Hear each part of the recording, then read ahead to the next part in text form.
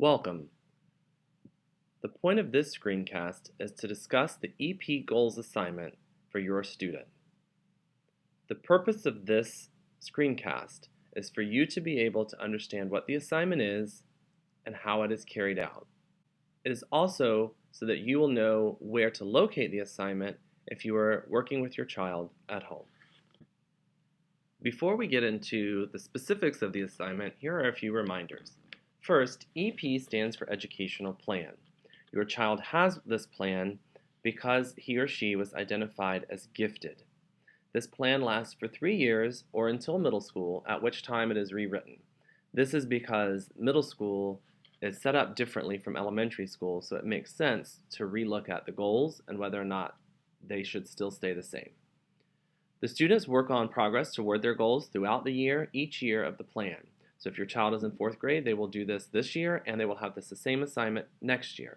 If your child is in 5th grade, they will work on this year. You will rewrite the plan at the end of the year or the beginning of next school year, and your student will work with Mr. Van Boven in 6th grade in a similar fashion, but it'll be slightly different.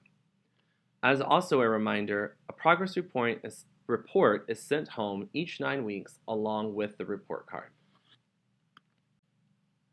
Also, to just reiterate the point of the assignment, my overall goal is that students will become more self-regulated in their use of these goals.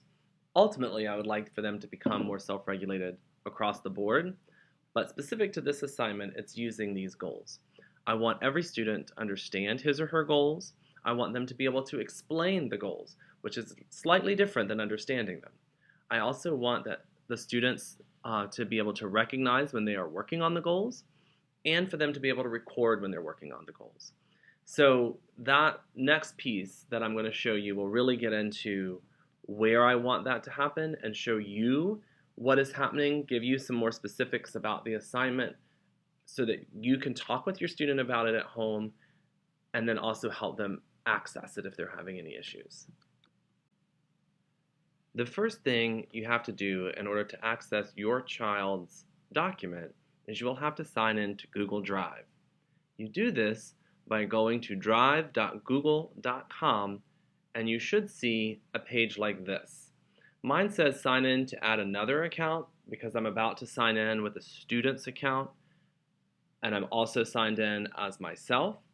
At the top, it will either say sign in to another account or you will actually just have to sign in for the first time. But you will see this box with the little shadow person and it says enter your email.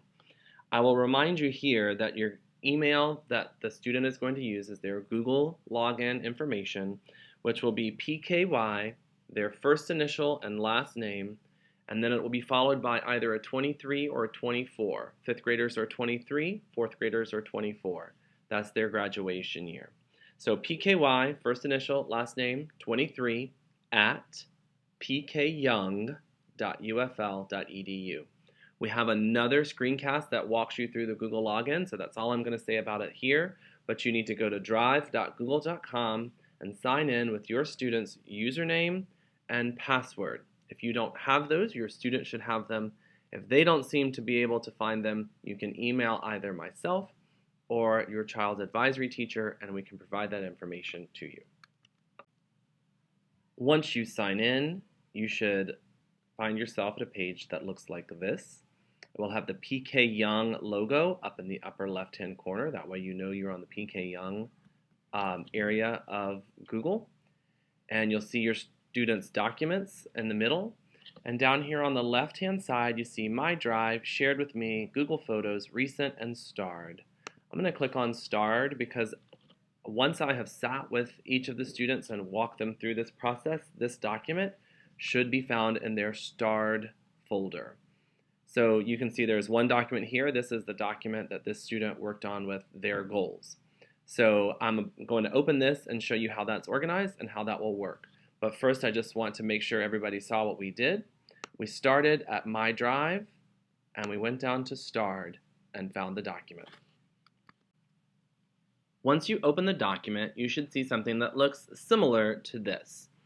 I have cut off the top of the document so that you don't see the student's name, and I've whited out the student's name throughout the document. So your child's will look slightly different And you will also have a header at the top that has their name, as well as some other things that go with the Google Docs word processing formatting stuff. So this is the general document. The top of it is the same for everybody, where you have the directions right here. All of the students have already done that part. You guys worked with them to write their goals in their own words. One of the things that we did do when we sat together the second time, after we made some changes to some students' work, other students were fine, and then we put it into this numbered list so that each student has 2 goals. These are their 2 goals. You can see where I've whited out a name here, and then you have the sub-goals, A and B, and A and B. Some students have 3 sub-goals. Most students just have 2. So you have goals 1A and goal 1B, and goal 2A and goal 2B. And you see that this student's personal words are in blue. Some students chose different colors, some students chose different fonts, but there is a difference between the official wording, which is always going to be in black, and then the student's language, which will be in a different color. After that, we created a place that says My Journal, and nobody has actually started filling this out yet. This is the biggest piece of the assignment and what I want parents to be aware of. The My Journal section is where I want students to come to write down when something happens for them that they think goes with their goals. So for example, this student, one of this student's goals is that I will develop self-directed learning, demonstrating initiative and pursuing knowledge and exploring ideas. And the way that this student wrote that is, I will learn to want to work, to be a self-starter, and to figure things out on my own. So this student might be doing something and realize, oh, you know what, I got to work on that project all by myself, and Mr. Kirby didn't have to remind me, Mom didn't have to remind me, my teacher didn't have to remind me. I really think that I was showing initiative. I was being a self-starter. And so they would come into this document, and right down here they could write, I went home and got to work on my whatever project by myself and was able to finish everything I set out for myself to do today. I think this shows me being a self-starter.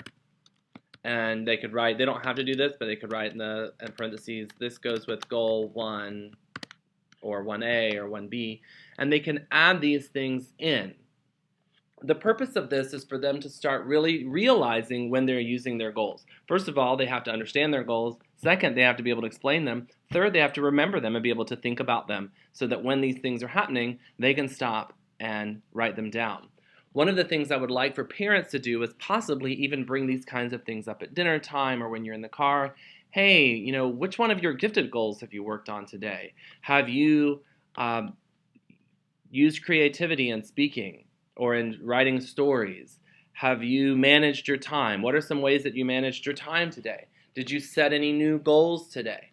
What goals did you set? Were you able to achieve those goals? Different things like that. If you are able to ask your child those questions and then prompt them to go into this document and keep track of it, then when I sit down with them close to the end of the 9 weeks and we create the progress report, they will have several things in a list right here that we can look at and say, oh, here's an example of you doing that, and this is how you're progressing towards it.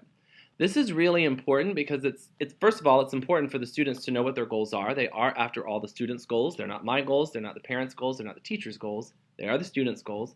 So they need to know what they are. It's also important because if they're going to actually achieve them, they have to be thinking about them. It shouldn't be up to the teachers or the parents to say, you know, I think you've actually achieved this goal, because the students don't even think about the goal if they're not the ones responsible for actually filling out the journal. Then it's up to the teachers to be watching them and say, well, I think this student has done X, Y, or Z.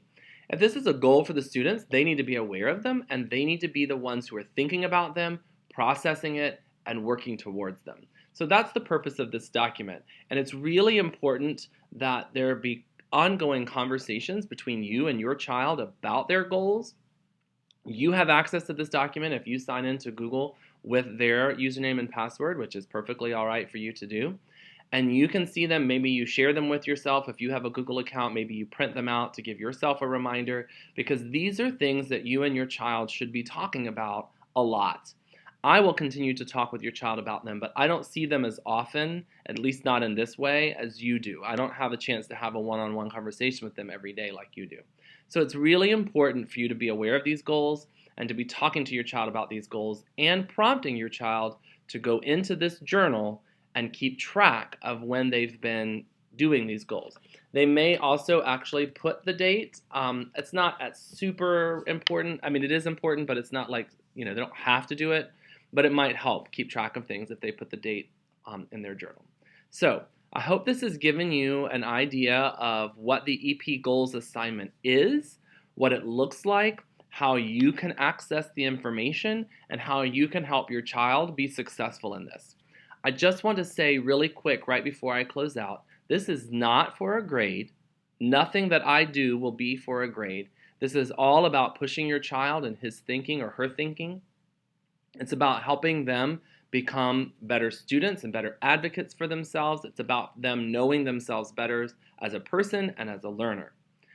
It's not about grades. So this is never going to be grades. However, if this doesn't get filled out, it becomes very difficult to have the conversation at the end of the 9 weeks, because then the students are trying to remember things and it becomes really surface level, and it's not really living up to the purpose of the assignment. So again, you know how to access this information. If you don't, there is a separate Google login screencast that you can watch. You can also email me if you don't have your child's username and password. I can provide that to you. If you need some one-on-one help accessing things, I would be happy to chat with you on the phone or meet face-to-face, or we could do some question answers through email, whichever way works best for you. But I really would like for you and your child to be having these conversations throughout the year.